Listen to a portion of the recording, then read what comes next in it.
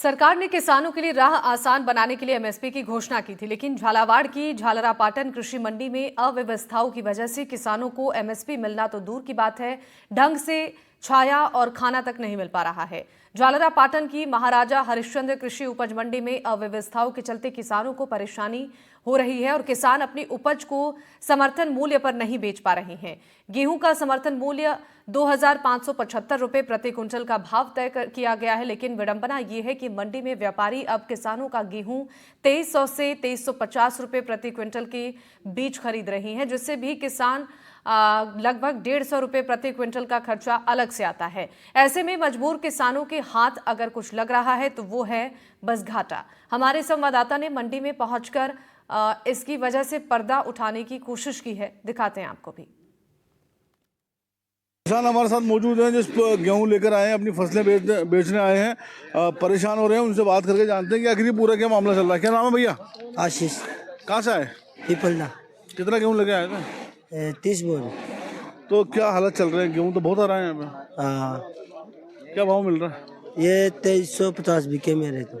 उसमें समर्थन मूल्य पे गेहूं बिक रहा है? उसमें क्या करें, उसमें पेमेंट जमीन जुपाई की रहती, जो परेशानी रहते हैं। हाँ, तो यहाँ पे जो भाव मिल रहा है इससे क्या ठीक है ये भाव? कोई ना संतुष्ट नहीं है।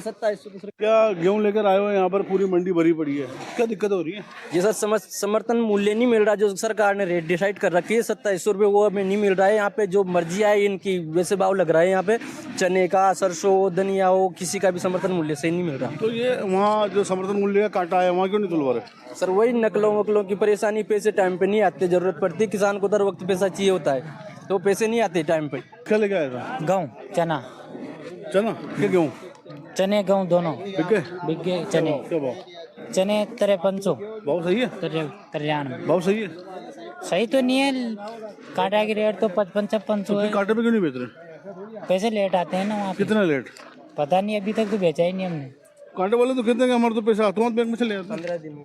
नहीं, ऐसा तो मुझे पता नहीं कितने दिन। अच्छा, गेहूँ बेच दी? गेहूँ अभी नंबर नहीं आया।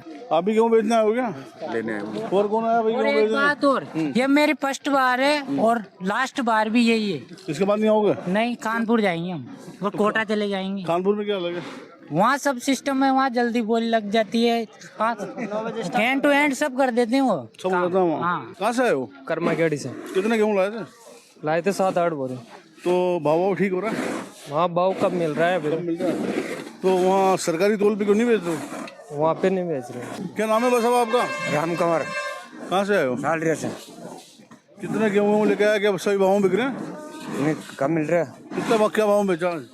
2350। तो सरकारी कांटे पर नहीं तुलवा रहे हो क्या? नहीं तुलवाया। ऐसे में मंडी प्रशासन की और व्यापारियों की मनमानी यहाँ पर चल रही है, जिसके चलते जो माल बेचने वाले किसान हैं उनको परेशान होना पड़ रहा है।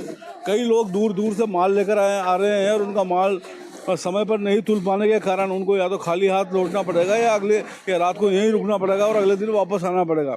ऐसे में कुल मिलाकर किसानों की परेशानियों का अंत नहीं हो रहा है। जहां समर्थन मूल्य पर खरीद नहीं हो पा रही है, भीड़ के चलते लोग वहां जाकर अपना माल नहीं बेच पा रहे हैं, वहीं खुली मंडी में भी अव्यवस्थाओं के चलते किसान परेशान है। एनडीटीवी के लिए झालावाड़ से रियाज खान।